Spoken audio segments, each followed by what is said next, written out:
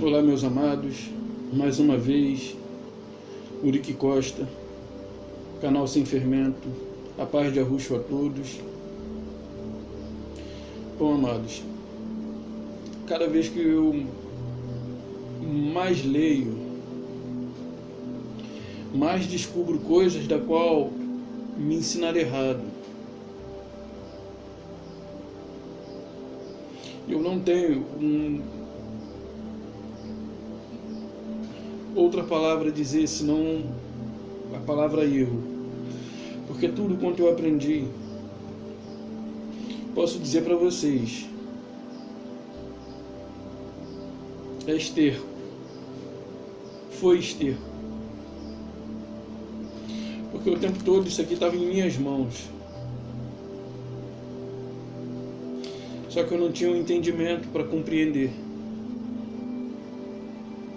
E fazendo uma leitura hoje de Apocalipse, para tentar compreender um pouco a respeito do que João falava, a respeito da meretriz, da grande prostituta, que se encontra sentada sobre a besta escarlata, eu me deparei com uma outra realidade da qual me ensinaram. Porque todas as denominações da religião, elas sustentam a ideia de que a besta é o Papa, é a política, a besta que sobe do mar é o Vaticano, o papado, e a besta que sobe da terra é a política. Ok? De fato, a primeira besta ela é religiosa, a segunda besta ela é política, mas isso não se aplica em nossos dias. Então, antes de começar, se você ainda não se inscreveu, se inscreva, ative o sininho e receba notificação a cada vez que eu postar um vídeo. Bom, pessoal, Apocalipse 17, versículo de 1 a 6. Ali nós vamos nos deparar com uma visão que tem sido dada a João enquanto ele se encontrava na ilha de Pátmos. Só que para nós termos uma compreensão exata, é necessário nós termos a compreensão de que todo o Apocalipse era uma realidade futura no período em que João estava vivo, no período em que ele escreveu, porque ele diz assim, porque o tempo está próximo, breve vem aquele, breve, ele diz breve, e depois ele diz está próximo. No versículo 1 ele diz que está próximo, depois no versículo 3 ele diz que no versículo 1 ele diz breve, no versículo 3 do Apocalipse 1 ele diz que está próximo à época em que ele estava vivo ali escrevendo o Apocalipse. Não pode ser próximo para um tempo futuro, um tempo incerto, um futuro incerto. Ok? Então, você já tem que ter em sua mente que todo o Apocalipse já foi consumado. Ou seja, o Apocalipse na época de João era uma realidade futura. Na nossa época, uma realidade passada. Ok? Então, sem mais demora, vamos abrir o Apocalipse. Creio que você terá compreensão a respeito do que vai ser falado. Assim como eu tive e fiquei maravilhado. Fiquei maravilhado com o que vi e agradeço ao Criador e ao seu Filho por ter me revelado através do seu Espírito. Porque antes eu li e dei diversas interpretações, mas agora eu vou ler e vou te dar as demonstrações que ela mesma dá, e ela mesma vai se responder. Ela mesma vai se explicar, melhor dizendo. Ok? Então eu creio que ela mesma se explicando traga luz aos seus olhos, a sua alma. E o meu intuito aqui de pregar não é de converter você para a sua salvação. Não, porque você já é salvo. O meu intuito aqui de trazer essas verdades é com o intuito de libertar ou de salvar a sua mente. Porque Paulo diz que nós fomos chamados para desfazer fortaleza. Fortalezas ali, quando Paulo se refere, lá em Coríntios, agora eu não lembro o versículo, mas depois a gente pode, num outro vídeo, talvez nesse não, a gente pode analisar direitinho, que ele diz que levar cativo todo pensamento a Yahushua, a Cristo,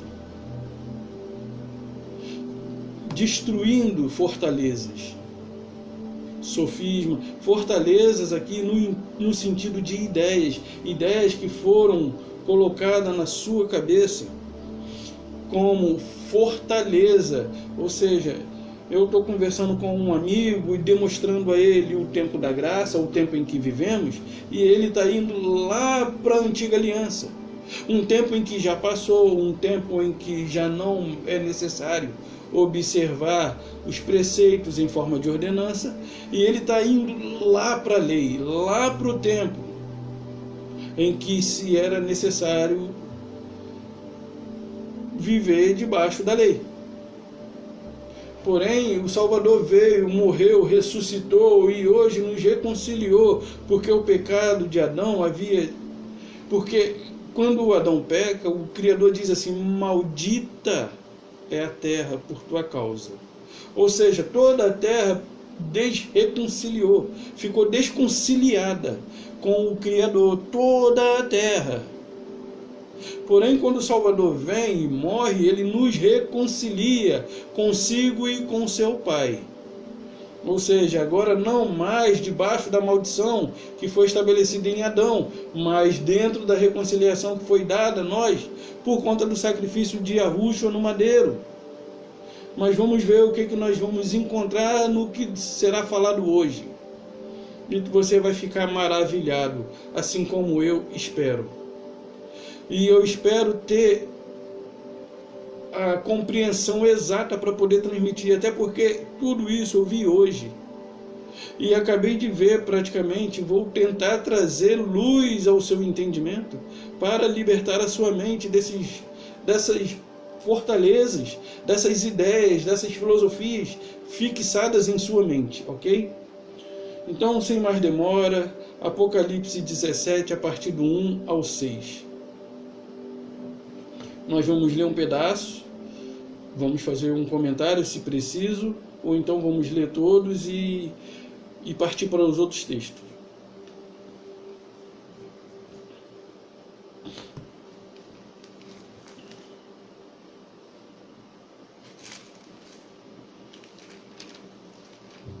Só um instante, pessoal. Deixa eu abrir logo aqui, porque eu também vou precisar. Eita, abriu, mas saiu.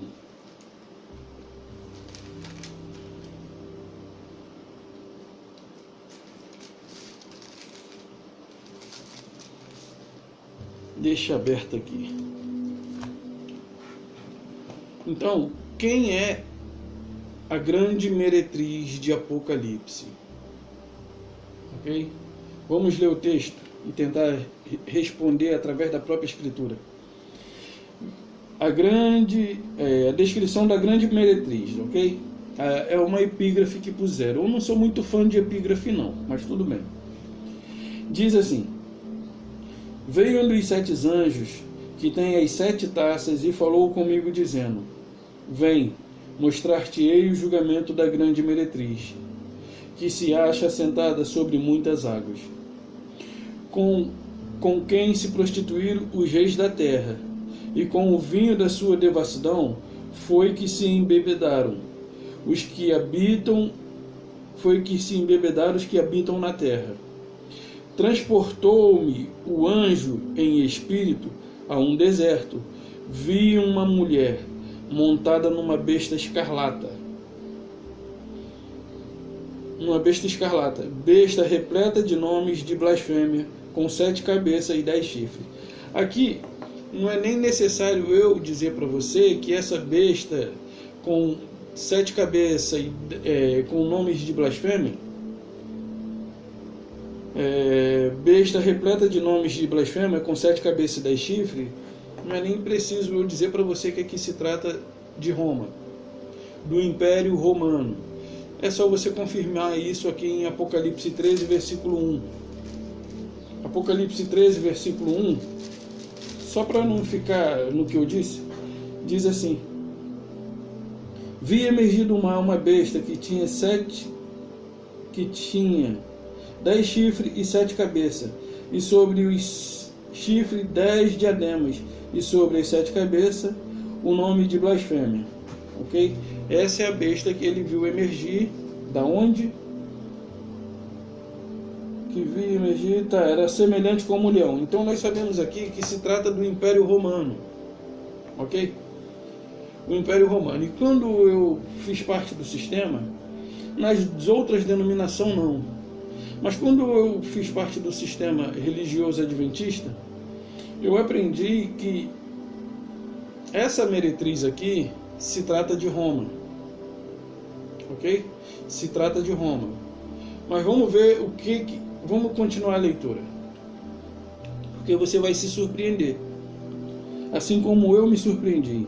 Achava-se a mulher vestida de púrpura, de escarlata, adornada de ouro, repleta de pedras preciosas e de pérolas, tendo na mão um cálice de ouro, transbordante de abominações e com imundícia da sua prostituição. Na sua fronte achava-se escrito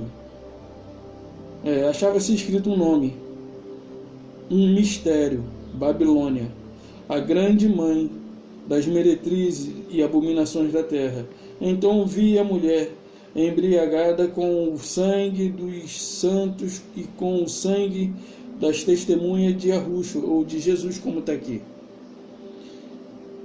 E quando a vi, admirei com grande espanto. Então, qual foi o motivo de João após ver, ter admirado-se espantosamente? O que fez com que João se espantasse ao ver quem era a grande meretriz? Bom, eu aprendi que a grande meretriz, pelo sistema religioso, era Roma. O Império Romano, o Papado, ok? Mas agora eu vou falar algo muito diferente para você. Você não pode ler o Apocalipse sem ter seus olhos voltados para a eminência dos eventos que estavam prestes a acontecer em Jerusalém. Todo o Apocalipse tinha preocupação com a vinda eminente que estava prestes a acontecer e sobre o juízo que havia de ser realizado sobre os de Jerusalém, sobre os descendentes, ou sobre os escolhidos, os hebreus, ok? Sobre os judeus. Havia um juízo que tinha que vir sobre eles. Então, quem é a grande meretriz aqui? A grande meretriz aqui é Jerusalém. Por isso, João, quando viu, ele se admira espantosamente. Quando ele percebeu, quando ele teve a visão, a revelação de que Jerusalém era a grande prostituta que havia se prostituído com os reis da terra e que as suas atitudes eram abomináveis aos olhos do Criador, ele se admirou espantosamente. Era como se você recebesse a notícia de que seu filho, que você tanto ama, ou a sua esposa, melhor dizendo, porque Jerusalém ela era a única nação da qual ela era a esposa do Criador. Você pode ver isso em Isaías. Ele a desposou como esposa. E essa esposa, ela fazia coisas abomináveis aos olhos do Criador. É como se você tivesse uma esposa e o seu amor por ela fosse tamanho, do qual ela vive fazendo coisas que são imorais dentro do seu relacionamento, dentro do seu matrimônio, e você vem perdoando, mas um dia você vai se cansar disso e você vai aplicar a sentença.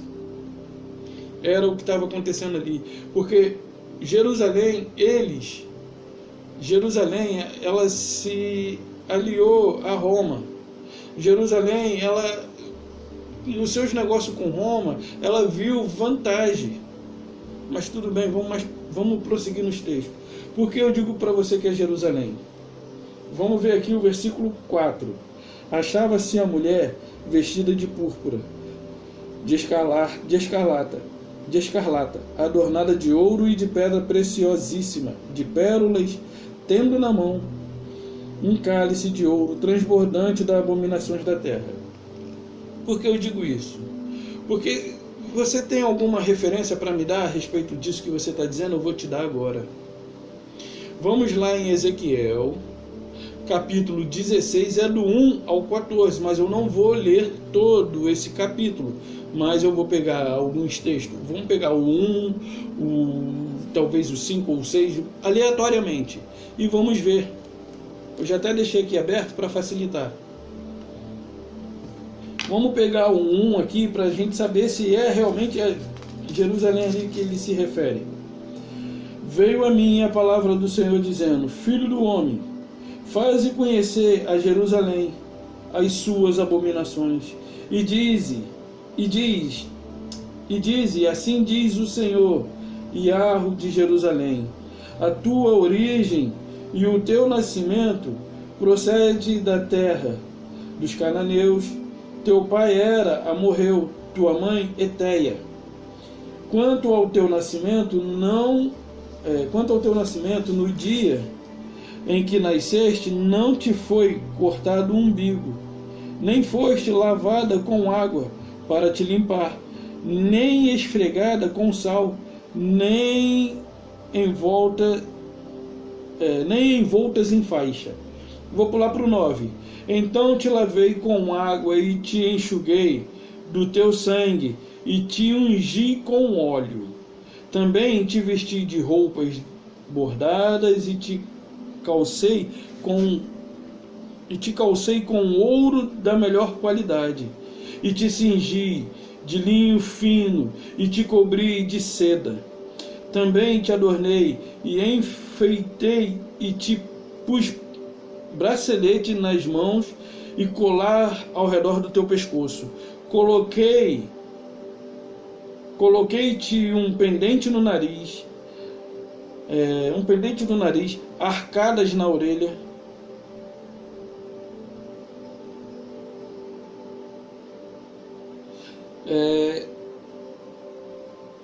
arrecadas na orelha e linda coroa na cabeça. Assim foste adornada com ouro e prata. O teu vestido era de linho fino de seda, e de bordados nutriste de flor de farinha, de mel, azeite. Formosa era em extremo. Chegaste a ser rainha. Correu tua fama entre as nações por causa da tua formosura, pois era preciosa, era perfeita, por causa da minha glória que eu pusera em ti, diz o Senhor Iarro. Então, aqui ele realmente se refere a Jerusalém, que ela era majestosa, ela era linda, adornada. Você olhando ao longe para Jerusalém, você via uma cidade linda. Você viu uma cidade linda, como diz Renato Russo, né? Meu Deus, que cidade linda, se referindo a Brasília. Se fosse no tempo de Jerusalém, então,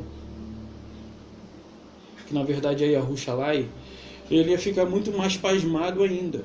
Então, essa cidade que foi escolhida pelo Senhor para ser representante dele aqui, como esposa, ela foi infiel, porque a epígrafe que puseram aqui, nesse Ezequiel aqui, ele fala a respeito da infidelidade, a infidelidade de Jerusalém. a epígrafe que puseram aqui nesse Ezequiel. Então, aqui, quando você vê, aí aqui, voltando aqui para o... Achava-se a mulher vestida de púrpura. Púrpura é uma cor que era tirada de um molusco. Na época do tempo em que o templo de Salomão estava sendo construído, aquele véu do templo, ele tinha essa cor púrpura e ela era puxada para o avermelhado. Era como se fosse um lilás puxando para o avermelhado, tipo uma cor de vinho, coisa bem próxima do vermelho. Então, essa cor púrpura aqui é fazendo menção às cores que eram aplicadas no templo, né? No templo de Salomão. Aí diz assim: achava-se a mulher vestida de púrpura, de escarlata, adornada de ouro, de pedras preciosas, adornada, como aqui em Ezequiel nós vimos que ela estava adornada pelo Criador. Ele havia enriquecido ela, ele havia dado ela uma beleza para que as outras nações fossem atraídas, porém ela se prostituiu. Aí diz assim: tendo na mão um cálice de ouro, transbordante das abominações e com as imundícias da sua prostituição. E eu aprendi que isso aqui tudo aconteceu na verdade não, vai acontecer ainda. Como eu devesse olhar para o Vaticano, para o papado, para o governo, porque cada vez que entra um presidente é a besta, o anticristo. Aí cada vez que muda o Papa, esse é o anticristo. Mas ok, vamos olhar um outro texto? Mateus 23, para a gente ver a respeito. Por que eu estou garantindo que isso aqui é Jerusalém? Se você olhar para Mateus 23, que é o contexto de Mateus 24, antecedendo um pouquinho, para nós observarmos a maneira pela qual o Salvador se referiu a Jerusalém. Ok? Mateus 23. Porque isso aqui para mim ficou muito claro. Muito claro. Eu espero ter o entendimento suficiente para poder tornar claro aos seus olhos. Talvez não pelo que eu digo, mas pelo que eu te mostro. Pelos textos você mesmo pode fazer a sua exegese, como diz um amigo. Ok? Mateus 23, vamos ver aqui a partir do 29 e até o versículo 38. Diz assim, né? Ai de vós, escribas e fariseus, hipócritas, porque edificais os túmulos dos profetas, adornais os túmulos dos justos, e dizes: se tivéssemos vivido nos dias de nossos pais, não teríamos sido cúmplice no sangue dos profetas. Assim, contra vós mesmo, testificais de que sois filhos dos que mataram os profetas. Enchei vós, pois, a medida de vossos pais, serpente, raça de víboras. Como escapareis da condenação do inferno? Por isso, eis que eu vos envio profetas, sábios e escribas. A uns matareis e crucificareis, a outros açoitareis nas vossas sinagogas, perseguireis de aldeias ou de cidade em cidade, para que sobre vós recaia o sangue justo derramado sobre a terra, desde o sangue do justo Abel até o sangue de Zacarias, filhos de Baraquias, a quem mataste entre o santuário e o altar. Em verdade eu vos digo, todas estas coisas hão de vir sobre esta geração, ou sobre a presente geração. Ok? Então o Salvador aqui, ele está se referindo a quem? Quem é a grande prostituta que se prostituiu que prostituiu toda a terra? Jerusalém. Qual é o motivo de João ter se espantado quando o anjo deu a ele a visão? Quando ele olhou e ele viu que era Jerusalém que causava todo o mal, ele se admirou espantosamente. E aqui você vê o Salvador se referindo a quem? Fariseu. Por isso que eu comecei aqui, fariseus, escribas, hipócritas. Por isso eu comecei daqui do 29. Porque ele está trazendo sentença a Israel por conta da sua desobediência, por conta das suas coisas abomináveis. Eles mataram os profetas. Vamos ver mais um pedacinho. Aí ele diz assim, olha só, veja se ele não se refere a Jerusalém. Aí ele diz assim, Jerusalém, Jerusalém, mesmo capítulo, versículo 37, Jerusalém, Jerusalém, que mata os profetas. Quantas vezes que mata os profetas, os que te foram enviados? Quantas vezes quis eu reunir os teus filhos como a galinha junto os seus pintinhos debaixo de suas asas, e vós não quisestes. Eis que a vossa casa vos ficará deserta. Declaro, pois, que desde agora não me vereis, até que venha dizer, bendito é o que vem em nome de Yahweh. Então ele havia de trazer uma sentença sobre Israel, e tem um amigo que, conversando comigo, eu tenho mostrado a ele coisas, e ele está voltando ao judimento passado. Ele está voltando para as escrituras da qual o Salvador cumpriu. Ele cumpriu lá, e ele deu um novo. A partir do momento, por exemplo, eu não tenho filho, mas vamos supor que eu tivesse. Você que tem filho vai entender isso. Você tem um filho e tem aí as suas casas, ou então empresa. Você tem sua casa, tem empresa. Diante de você, enquanto você está vivo, o governo é um. Mas aí você deixa registrado que tudo quanto lhe pertence agora vai ser do seu filho a partir do momento em que você deixar essa vida. A partir do momento em que você deixa essa vida, a administração mudou. Ou seja, já não vale mais o que você estabeleceu. Virou rudimento. Porque a partir de agora, quem vai administrar as coisas é seu filho. E isso aconteceu com o Antigo Testamento. Claro que eu posso tirar muita lição como exemplo. Eu posso tirar muitas lições de vida para os meus dias de hoje do Antigo Testamento. Mas o que está em vigor, o Novo. Assim garantiu o atestador. Novo mandamento vos dou. Ok? E a partir desse momento, hoje, nós estamos debaixo dessa nova administração, dizendo assim. Esse é o novo pacto, esse é o sangue do novo pacto. Então eu estou debaixo do sangue que foi derramado, que estabeleceu um novo pacto, mas o meu amigo está voltando para antes do momento em que ele havia derramado o sangue. Mas tudo bem.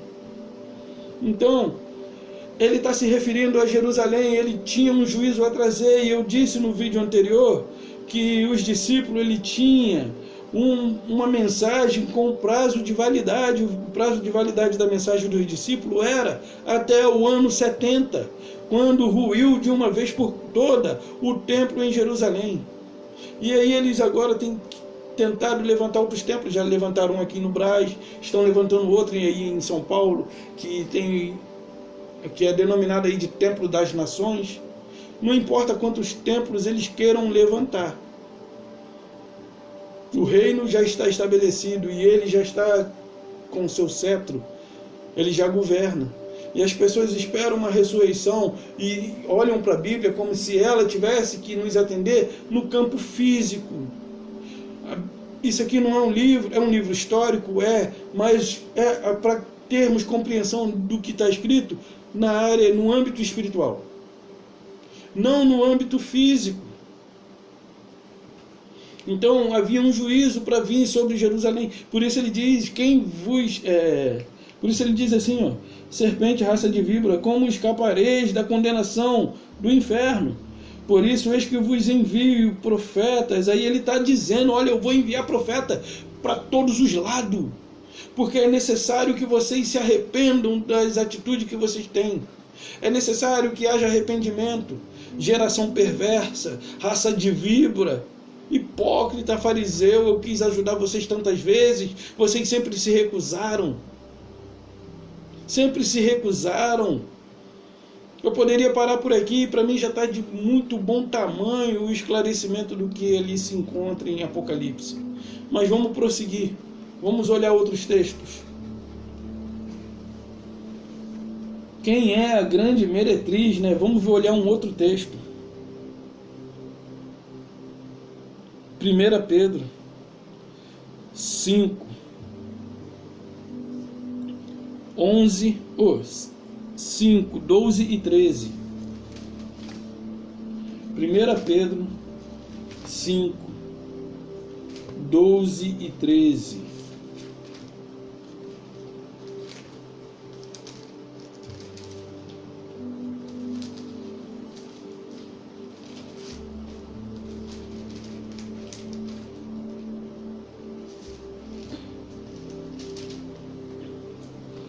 Diz assim: por meio de Silvano, ok? Por meio de Silvano, que para vós outro é fiel irmão, como também o considero, vos escrevo resumidamente, exortando e testificando de novo que esta é a genuína graça de Yahweh, nela estás firmes. Ok? 13. Aquele que se encontra em Babilônia também eleita vos saúda, como igualmente meu filho Marcos. Ok, está bem riscado aqui, mas é isso que está escrito. Pedro está se referindo à Babilônia, ele está se referindo a Jerusalém como em Babilônia, porque a maior parte do tempo Pedro ele viveu em Jerusalém, e agora ele se encontrava numa outra região, porém ele, por meio de Silvano, estava escrevendo a estes que se encontravam em Jerusalém uma breve exortação, para que eles permanecessem firmes. No quê? Firmes no quê? Testificando de novo que esta é a genuína graça de Yahweh, nelas estás firme, ok? Aquele que se encontra em Babilônia também eleita, vos saúda como igualmente meu filho Marcos. Então, Pedro estava tendo uma preocupação com aqueles que se encontravam em Jerusalém, porém ele chama Jerusalém de Babilônia.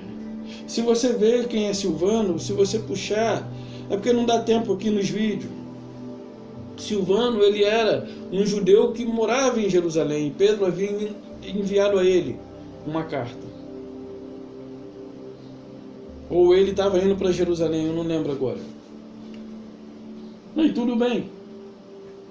Só que Pedro aqui ele se refere a Jerusalém como Babilônia. Se você olhar lá em Apocalipse ainda, voltando para o Apocalipse, que diz assim, né? Babilônia, a grande mãe das meretrizes, das abominações da terra. Então eu aprendi que de fato era o Vaticano, o papado e a política. Porém isso aqui já ocorreu. Ocorreu quando? Ocorreu naquele período em que João, um futuro próximo de quando João escreveu isso. Provavelmente ocorreu 1 ano e pouco depois, no máximo 2 anos. Porque as pessoas elas não aceitam que toda a escritura foi escrita até o ano 68, incluindo o Novo Testamento. E todos eles anunciaram o que estava próximo. O próprio Salvador diz: não passará esta geração sem que tudo isso aconteça, quando ele se referia lá à raça de víbora. Quem vos induziu a fugir do inferno, né? Como escapareis do inferno? Não passará essa geração sem que tudo isso aconteça. Então o juízo que ele havia de trazer sobre Jerusalém, sobre Israel, não passaria daquela geração. O problema é que a religião ela precisa alimentar na sua mente que ainda não veio, que isso ainda não aconteceu, que é algo que está prestes, que é um futuro incerto, um futuro do qual ninguém sabe quando vai ser, porque nasce crente, morre crente, nasce crente, morre crente, e aí quando a Escritura diz esta geração, aí Paulo diz que está próximo, Pedro diz que já é chegada, Tiago diz que está próximo, aí lá em Apocalipse a gente vê que ele está à porta, se está à porta porque não entra. Então assim, é sempre um futuro incerto quando está escrito lá nitidamente o tempo próximo, perto, sempre perto, sempre próximo. Então vamos ver aqui o texto, um texto para a gente saber se de fato quem é essa grande cidade, quem é essa Babilônia, porque ela é a grande meretriz,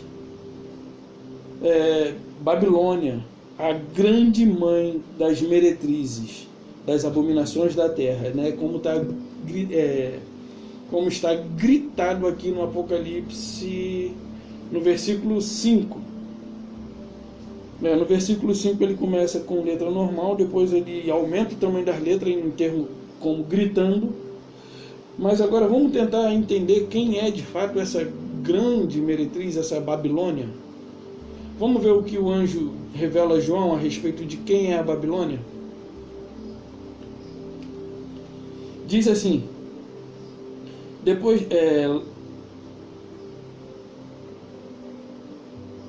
só para a gente ver, o 18, mas eu vou voltar para o 17, tá? Ele diz assim, depois destas coisas, vi descer do céu outro anjo que tinha uma grande autoridade, e a terra se iluminou com a sua glória. Então exclamou com potente voz, dizendo, caiu a grande Babilônia. Só até aqui. Caiu a grande Babilônia. Quem é essa grande Babilônia? Essa grande Babilônia aqui é exatamente a Babilônia a quem Pedro se referia, Jerusalém, a qual nos foi... a religião, ela trouxe para que eu e você soubéssemos que ela nos apresentou essa Jerusalém como sendo o Vaticano, o papado. E nos tirou o foco do que de fato é essa grande meretriz, essa Babilônia, que fez com que João ficasse estupefato ao descobrir quem era a grande prostituta, que prostituiu toda a terra. Ok? Vamos ver agora, vamos confirmar quem é essa de fato. A própria Escritura vai dizer que essa Babilônia é Jerusalém. Vamos ver? Voltando aqui para o Apocalipse 17, é um versículo só acima. A mulher que viste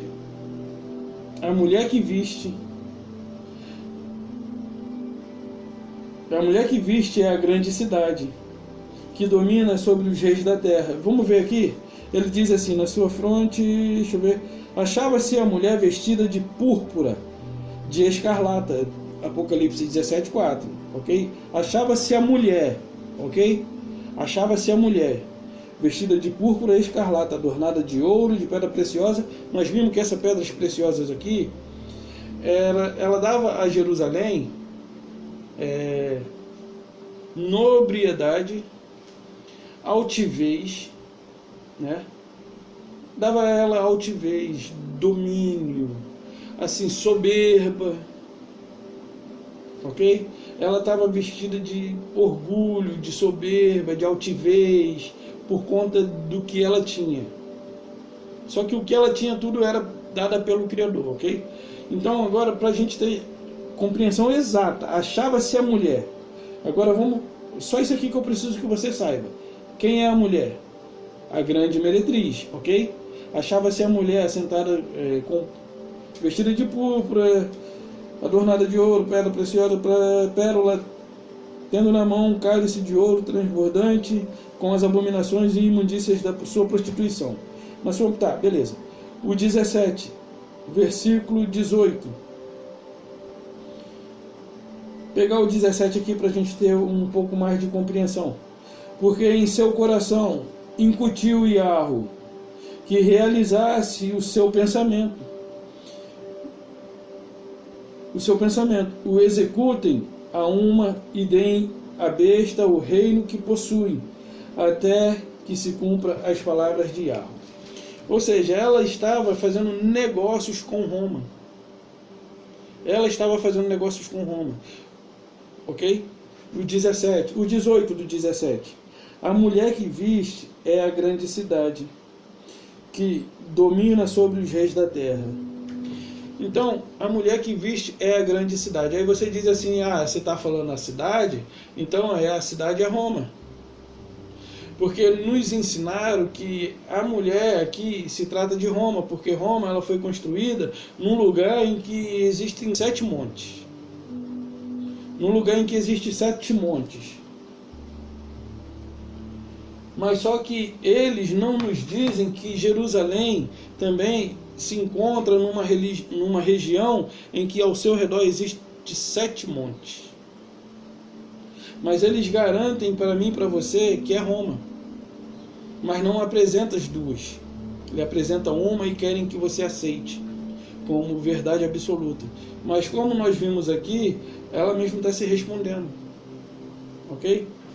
É impossível você olhar para o Apocalipse, porque primeiro os gentios que eles são predestinados, nós somos predestinados antes da fundação do mundo? Somos.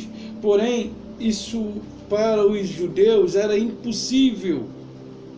Porém, os primeiros gentios a terem o Espírito de Yahweh em sua vida foram aqueles que estavam ali no período em que o Pentecoste veio sobre os judeus, mas também veio sobre os gentios, através de Pedro. Mas para isso, por que isso aconteceu? Porque era necessário que eles reconhecessem que também os gentios faziam parte, eram herdeiros da promessa. Por isso veio através de Pedro. Então, quem melhor do que Pedro, aquele que o representava? Ok? Então, como eu posso garantir para você que essa grande cidade aqui não é Roma, mas é Jerusalém? Apocalipse 11, versículo 8. Ok? Para que eu estou virando? Já está virado aqui. Apocalipse 11, versículo 8. E o seu cadáver ficará estirado na praça da grande cidade, que espiritualmente se chama Sodoma e Gomorra, ok? Então aqui é onde que o Salvador foi crucificado. Em que cidade o Salvador se encontrava quando foi crucificado? Foi em Roma? Foi em Roma? Você é adventista, principalmente você é adventista. Aonde o Salvador foi crucificado? Em Jerusalém ou em Roma? Para vocês dizerem para mim que a cidade aqui, a grande prostituta, a meretriz, a cidade, seja Roma. Vocês garantem com seus estudos mirabolantes, maquiavélico, com o intuito de aprisionar a mente das pessoas? Vocês poderiam aprisionar dando a verdade. Seria impossível. Seria impossível vocês aprisionar alguém entregando a elas a verdade. Então o corpo do Salvador ficou estirado ali diante da grande cidade. Ele foi crucificado para você. Ele foi ali na estaca. Ele ficou exposto ali na estaca, no monte, diante da grande cidade, Jerusalém. Uma coisa que não contaram para você, talvez. Salmos 125, lá está escrito assim: os que confiam no Senhor são como os montes de Sião, que não se abalam, mas permanecem para sempre. Como em volta de Jerusalém estão os montes, assim o Senhor, Yahweh, em volta do seu povo, ou em derredor do seu povo. Talvez por isso tiraram essa música, porque isso era um louvor lindo. E eu ainda lembro, foi no tempo em que eu comecei a caminhar nesse cativeiro. Mas ainda se no cativeiro mesmo, a intenção de vocês, eu concordo, é boa. Só que vocês não pregam a verdade e passam a mentira, porque vocês aprenderam isso de homem. O que eu estou passando para vocês eu não tenho aprendido de homem, eu tenho aprendido pelo Espírito daquele que me revela. Então está aqui. Você quer mais provas do que isso? Por que era Jerusalém? Porque Jerusalém, ela matava os profetas, havia uma sentença dada a Jerusalém. E eu não posso ler o Apocalipse trazendo para uma realidade para ímpios e judeus e gregos. Não, o Apocalipse era uma sentença que o Salvador estava mostrando que estava prestes a acontecer. Por isso ele diz que a uns enviarei profetas com sabedoria, com conhecimento de letra. Vocês matarão a uns, perseguirão a outros. E ele mesmo oferece ajuda e ela se recusa. E eles mesmo mataram o Salvador. O Salvador não morreu por conta dos romanos. Os romanos executaram a ordem, mas quem deu a ordem é que é o criminoso. Então os romanos executaram o desejo daqueles que lhe pediram, ele, Jerusalém. E aí por isso ele diz assim, para que recaia sobre vós o sangue, desde o justo Abel. Ok? Mateus 23, 25. 35. Então era sobre Jerusalém que recairia, não é sobre mim, sobre você. E aí eu vou te trazer uma notícia que talvez você não tenha recebido desses teólogos adventistas. Isso aqui jamais poderia se referir ao papado, porque Roma, o Vaticano, só foi criado no ano. O Vaticano só foi fundado em 1929, quando o Papa Pio XI o fundou, ou seja, o estabeleceu. Praticamente 859 anos após a destruição de Jerusalém.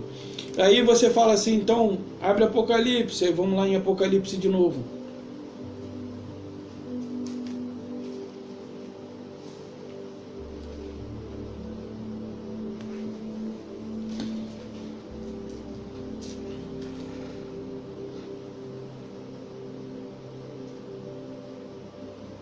Apocalipse 17, versículo 9. Talvez você queira me perguntar isso. Aqui está o sentido. Quem tem sabedoria, as 7 cabeças são 7 montes, os quais a mulher está assentada. São também 7 reis, dos quais caíram 5. Um existe, o outro ainda não chegou, e quando chegar, tem de durar pouco. A besta que era... Não, é só até aqui. E quando chegar, tem de durar pouco. Como eu havia dito, a mulher está sentada sobre 7 montes. E em volta de Jerusalém existem 7 montes. Eu coloquei aqui, eu fiz uma busca rápida aqui. O primeiro monte, naquela época, era Escopos. O segundo, Nobos. O terceiro, Monte da Corrupção, ou Monte da Ofensa, ou Monte da Destruição. 2 Reis 23, 13. 2 Reis 23, 13, Monte da Destruição. Eram os montes em volta de Jerusalém. Aí tem o Monte Sião, o Monte Moriá, o Monte Ararat, o Monte Sinai, o Monte do Gólgota, onde foi colocado o Salvador. E aí, se você buscar na história, você vai ver que Jerusalém ela está assentada sobre 7 montes, e criaram o Vaticano sobre 7 montes, exatamente para que você não soubesse da verdadeira Babilônia, da verdadeira meretriz.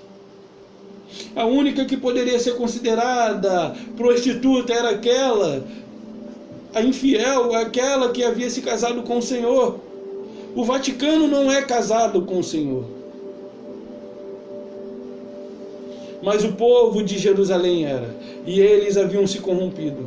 E aí a religião criou o Vaticano em 1929, nas mesmas condições de Jerusalém, fazendo assim as pessoas olharem para Roma e se pesquisar vai encontrar de fato ela sobre 7 montes. Mas agora vamos ver, aqui está o sentido, quem tem entendimento entenda, não é isso que está escrito? Aqui, vamos ver, aqui está o sentido, quem tem sabedoria, as 7 cabeças são 7 montes, os quais a mulher está sentada. São também 7 reis, dos quais 5 caíram, um existe, o outro ainda não chegou, e quando chegar deve durar pouco. O Apocalipse foi escrito no período em que Nero, Roma, quem não sabe, o Adventismo ele dá um estudo dizendo que o primeiro Egito, Síria, Babilônia, Pérsia, Grécia, Roma e agora por último o papado, ok? Mas quem aqui de fato ele menciona, porque isso aqui não existia o Vaticano, não existia o papado. Do que ele se referia aqui na época? O primeiro que havia caído, Júlio; o segundo, Augusto; o terceiro, Tibério; o quarto, Calígula; o quinto, quem era o quinto? Cláudio, que foi um período em que Jerusalém passava necessidade e Paulo arrecadava dinheiro ali entre os eleitos e ali supria a necessidade dos que padeciam. No tempo em que Cláudio era imperador de Roma, houve-se uma grande fome e Paulo arrecadou dinheiro. E aí, quem é o sexto? Nero, quando exatamente acontecem os eventos mencionado aqui por João. E quem é que seria o sétimo? Estou tentando lembrar o nome dele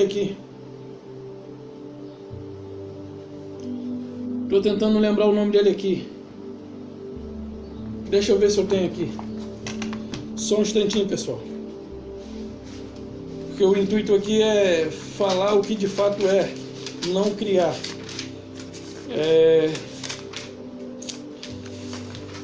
Preciso achar.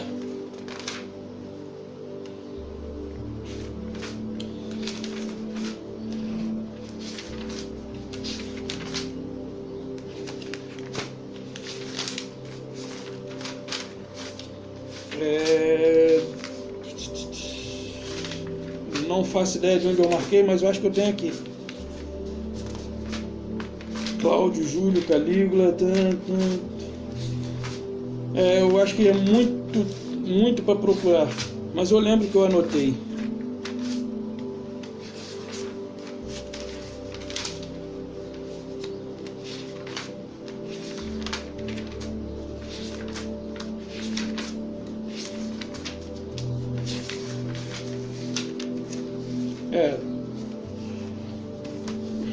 Por enquanto eu desisto aqui, mas é porque são muitas coisas que eu escrevi, então fica difícil realmente procurar. Mas todo mundo conhece.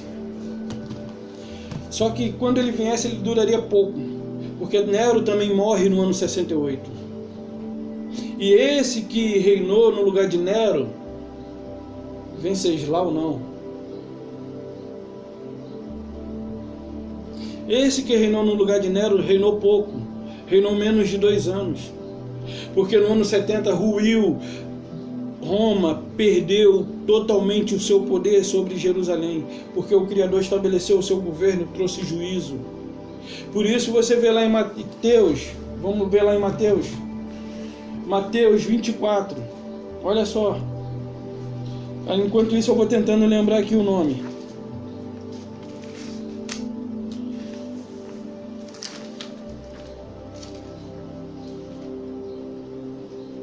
Mateus 24.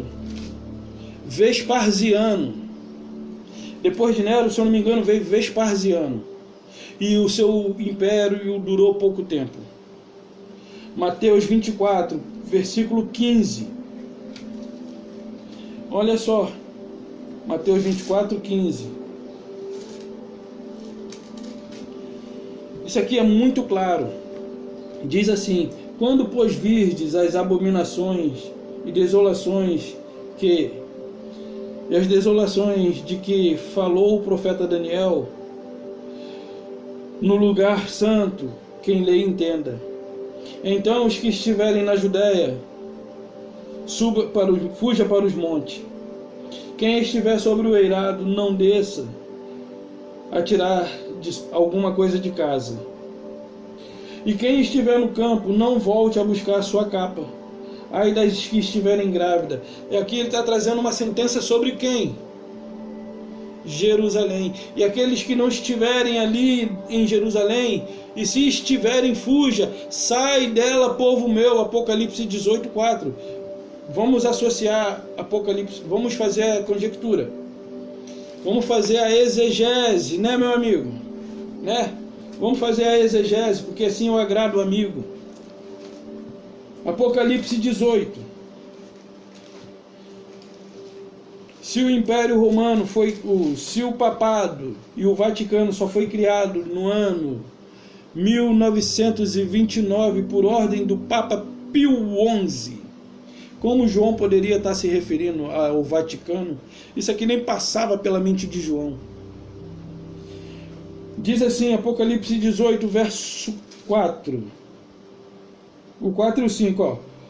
Ouvi outra voz do céu dizendo: retirai-vos dela, povo meu, para não serdes cúmplice em seus pecados, e para não praticardes, e para não participardes dos seus flagelos, porque os seus pecados se acumularam até o céu, e Arro se lembrou dos seus atos iníquos que ela praticou.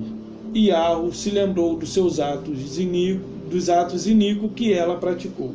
Então, pegando isso aqui e trazendo aqui para Mateus 15, ou Mateus 24, 15, diz assim: quando pois virdes a abominação, quando pois virdes a abominável desolação de que falou o profeta Daniel, quem lê entenda. No lugar santo, quem lê entenda. Então, os que estiverem na Judéia, fuja para os montes. Ou seja, quem estiver longe de Jerusalém, não venha. Fuja para mais longe ainda. E quem estiver no telhado, não desça. Quem estiver no campo, não volte para buscar sua capa. Porque a sentença que Arro se lembrou das atrocidades cometidas por Jerusalém. E agora ele vai derramar sobre ela o seu juízo. E no ano 70 ele consuma. Então, tudo que se encontra escrito já aconteceu. Eu fui aprendido a crer que era de fato Roma, e eu passei a olhar para Roma, para os papas, para o governo político. Era política e religiosa? A situação aqui era, porque Roma e Jerusalém, eles tinham um negócio, eles comercializavam, e Jerusalém achou que lucraria com isso. E com isso ela viu vantagem e se prostituiu ainda mais. E cometeu coisas abomináveis, da qual o Criador trouxe a ela juízo. Vocês que matam os profetas, e recairão sobre vocês o sangue de todos os justos, desde o justo Abel até o profeta Zacarias, em que vocês mataram entre o santuário e o altar. E tudo isso fazendo alusão ao ano 70 da profecia de Daniel.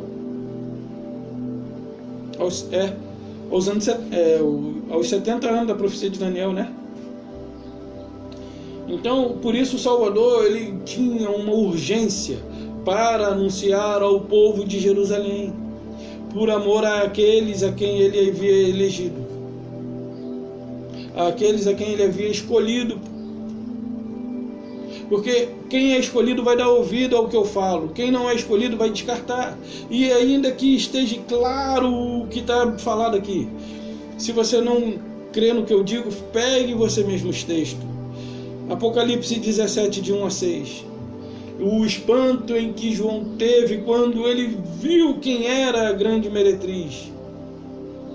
Você ficaria abismado se soubesse que a filha, ou sua esposa, ou seu filho, a quem você tanto ama e confia, alguém trouxesse notícias da qual você... e a notícia não é suficiente, mas você agora vendo, você ficaria chocado. Alguém fala assim, né, aquela história, né, o corno é o último a saber. Aí alguém te conta, antigamente existia muito disso, alguém te conta, você não acredito não. Mas agora você viu, você caiu do cavalo. E você ficou chocado por conta das atitudes que ela tem para com você em casa. Ah, meus amados, eu criei também que era Roma. Eu cria dessa forma também, mas você vê aí um monte de gente criando coisas, são especulações sem base. Aí te dão assim, aí ressuscitam quem já estava morto para poder validar as suas ideias. O que ele fez está consumado. E qual era a obra que ele havia de fazer? Qual era a obra que ele havia de fazer? E ele deixou de fazer alguma? Ele tinha que nos reconciliar, ele tinha que matar a carne, porque quando ele se faz carne e ele leva essa carne para o madeiro, ele matou a carne. Logo, essa carne não tem poder nenhum de nos trazer a condenação. Nós sofremos consequência pelos nossos atos, praticados segundo a carne. Mas em termos de condenação, não. Porque o Espírito da vida, que é Ele, nos libertou do espírito da lei do pecado e da morte. O Espírito da vida nos libertou da lei do pecado e da morte. Tudo quanto eu fizer na carne nessa vida, eu colherei consequências negativas. Se eu fizer coisas positivas, positivas. Se eu fizer negativas. Ok? Então, o problema da religião é que ela ensina os cristãos a olhar para as coisas futuramente, para um futuro incerto, e de forma física. Uma coisa é quando diz assim, o sol e a lua e os poderes do céu serão abalados. Isso não é literal, isso é simbólico, mas isso é um tema para um outro assunto, para um outro estudo. E se você está gostando das mensagens, peço que você compartilhe, peço que você deixe seu like e me ajude a alcançar o maior número de pessoas possíveis. Transmita essas mensagens para pessoas que eu creio que elas lhe libertarão. Não por fato de eu estar dizendo, mas porque elas são reveladas pelo Espírito, porque quem faz a obra não é eu, mas o Espírito. E ele mesmo disse, as palavras que eu vos tenho dito são Espírito e vida. Se eu não me engano, João 6,63. Ok? Então essa é a mensagem que eu deixo. A grande meretriz a quem Apocalipse se refere não é Roma, não é o papado, mas é a própria Jerusalém, que havia cometido atrocidade, coisas abomináveis aos olhos do Criador.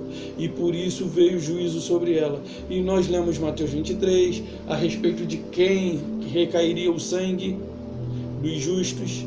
E nós lemos Mateus 24, nós vimos Apocalipse 18:4, que fala ali das desolações. Quando vocês verem essas coisas, não venha. Ele está se referindo a um povo que se encontrava em Jerusalém. A sua esposa amada, que cometeu todas essas abominações aos olhos do Criador. E aí eles trazem para o dia de hoje como se essa fosse uma sentença dada para nós. Hoje nós já somos salvos, redimidos, lavados, já estamos na eternidade com Ele, estamos cumprindo nossos dias nesse corpo material, biologicamente vivo, mas espiritualmente já estamos na eternidade. Esse corpo aqui, biologicamente nós estamos vivos, mas para o Criador está morto. E se está morto para o Criador, esteja morto para você também. Então essa é a mensagem que eu quero deixar de fato. Até a próxima. A paz de Yahushua e um beijo no coração de vocês. Amo vocês daqui, pessoal. Até a próxima.